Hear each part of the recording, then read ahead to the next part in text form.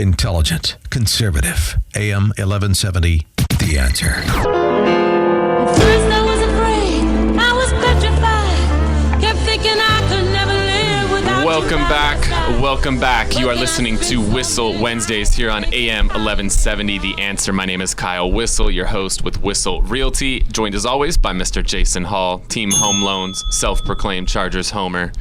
Mr. Homer. Mr. Homer himself, I love it. Even Craig Stone asked me, he goes, okay, Jason, why are you a homer? And lots of people know the Chargers, and people might know stats, more players. I go, name my kid after him. My business logo, completely Charger. Always wearing a Charger shirt, as you know, Kyle, and you're grinning. My house is blue and gold, and every one of my cars are Charger blue, right? Kyle, you've seen it. I mean, there's not many that can make all those statements. And so that's why I believe I'm the number one Charger fan here in San Diego. I love it. I love it, Jason. So also in studio, we got David Kreza with the Whissel Realty team and Mr. Ian Topf with law offices of Ian Topf. So second time back. It's been a little while.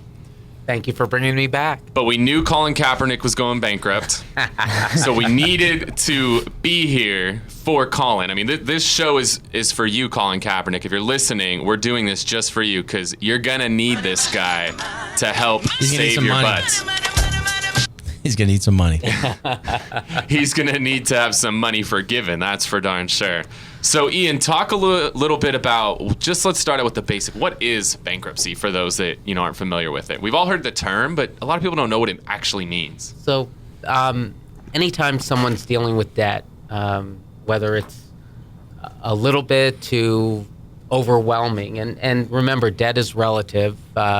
Someone owing $9,000 but working at McDonald's. That's $15 an hour job now. You know that, right? Yeah, exactly. So $9,000 is nothing for somebody making $15. But I get your point. But if you're making $5 an hour, $9,000 is a lot. So I mean, basically, as I said, debt is relative. So if you feel that you're overwhelmed by debt, there are a couple of options with regard to relief, getting rid of the debt, and usually people end up in bankruptcy because they've explored everything else. From ignoring the problem, which sometimes works, believe it or not, to trying to consolidate your debts or negotiate your debts.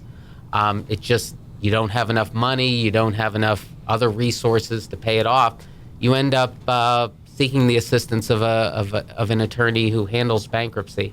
And what bankruptcy is an opportunity, depending upon your circumstances, to get rid of legally a portion to all of your debt through the court system. Now, when did bankruptcy start in the United States? You don't even know? It's because I'd like ask stumping a question. There you go. Yeah, well, it's been around longer than you and I. Unfortunately, that wasn't on the California's bar exam. So it's been around a long time, though, right? Yes, so we would say it's been around a long time. It's there for a good reason. It's there for people, really, to help people out. And many people, including Mr. Trump, has utilized it. Now, maybe not personally, from what I've heard that Trump says, but he's used it in businesses that have gone belly up or have had financial troubles. Yeah, and bankruptcy is available to businesses. There are usually, there's many chapters of bankruptcy, many different types of bankruptcy. Generally, when we're talking about individuals, we focus on Chapter 7 and Chapter 13, which is a complete wipeout of your debts under Chapter 7, or a Chapter 13, which is a court-supervised debt repayment plan, where you're paying off anywhere from pennies on the dollar to 100 cents on the dollar, and even more sometimes. So you would actually pay more, probably because of the fines and interest and stuff like that, and fees? Well, when you file for bankruptcy, generally the fees and the interest, they are not accruing. It basically stops when you file. However, if you have the resources to pay more than 100 cents on the dollar over a course of 3 to 5 years, which is the time period for Chapter 13 bankruptcy, sometimes the court and those others involved may require that you pay at least a little bit in addition to the principal. Okay. And so it really depends on your financial circumstances when you file. So.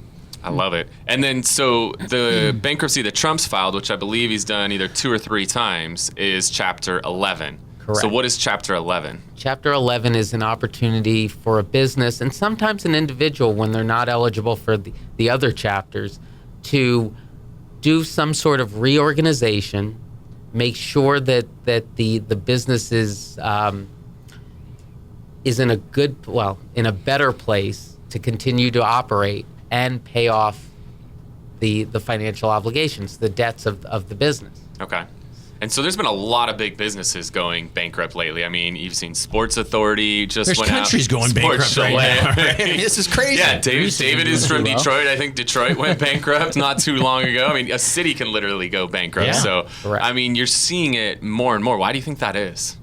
Just the economy. Yeah. I mean, the economy, plus not to get down on the public, because I am a member of the public, but Are you sure?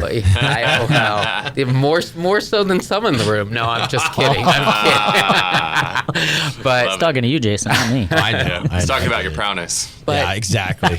But- I don't have that big degree that Ian has. Where did you get your degree from, Ian? which one? No. Exactly.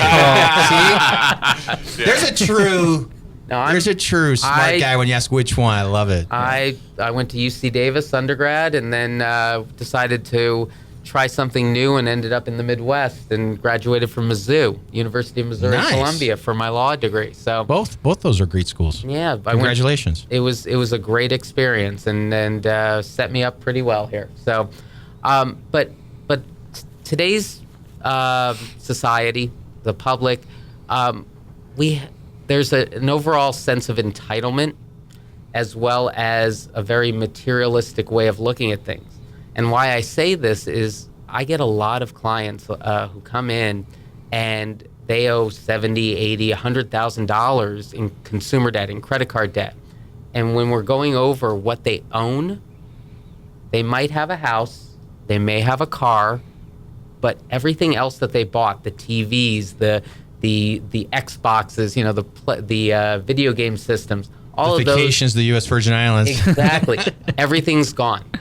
And so it's just, again, we look for the best and the newest stuff, and that's causing. It's all about today, and nobody's thinking about the future tomorrow. Exactly. So that's what's leading to a back in 2005, when they changed the law, the amount of bankruptcies dipped substantially. You couldn't see, on any given day, it went from 80 cases being reviewed down to maybe 10 here in What San changed Diego. in that time?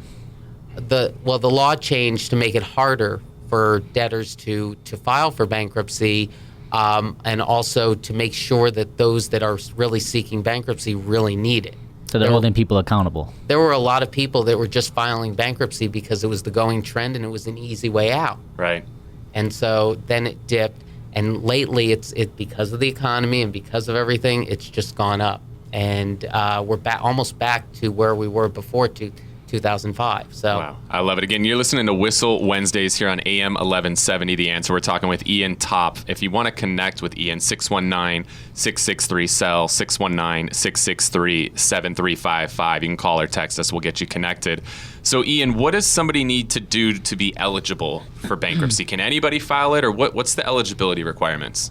Well, and it depends on what type of bankruptcy you're filing for. Generally, most, if not all, can file for bankruptcy. Again, we're talking about eligibility for a Chapter 7 versus a Chapter 13. There are different limitations, but generally speaking, what the court is looking at is, can you repay something towards your debts? And so they use what they call the means test to determine eligibility for a Chapter 7, where they're looking at the household income, the gross income, and comparing it to the various IRS and standards to see if you're below poverty level. And then if you're above poverty level, then they do a secondary test, and they see, is there any money in your budget, in a truly on-paper budget, to pay something back. It's different if your debts are tax. I mean, if generally the majority of your debts are taxes or non-consumer debt, non-credit cards, non-medical. You don't have to necessarily look at the means test to determine eligibility. But generally speaking, again, you're looking at, are you poor? Right. And so, and again, And that's why you sit down with a professional. Exactly. Right. And that's why you seek out a professional, someone like Ian, to get that. What are, just so that we all understand, what are some of the things that people think they can BK that often when you talk to people and counsel people that they can't? So some of the specific debts. Yeah. Okay. So there's a couple. Student loans. That's the big one. Student loans. Everybody seems to have 300, 400,000. Well, people that went to college. Yeah, Dave's raising his hand. A kid from Detroit, man. Yeah, a little bit. If you've got 300,000 in student loan debts because you were a lifetime student, generally speaking, that tends to be non-dischargeable. There are some exceptions, but Why is that? That's just the way the law is? Can you understand? pretty much. Is that because it's federal backed, or? That's in part, yeah. It's basically it's just one of the exceptions to the dischargeability. You can do it. There are certain circumstances that would allow you to do it. Definitely, if you're looking at that, you should consult with an attorney to see if you're eligible. Let's see, property taxes and other liens against your property, against your real estate. You may have a hard time discharging that, even though you may be able to discharge what led to the lien, such as a credit card that ended up in a judgment.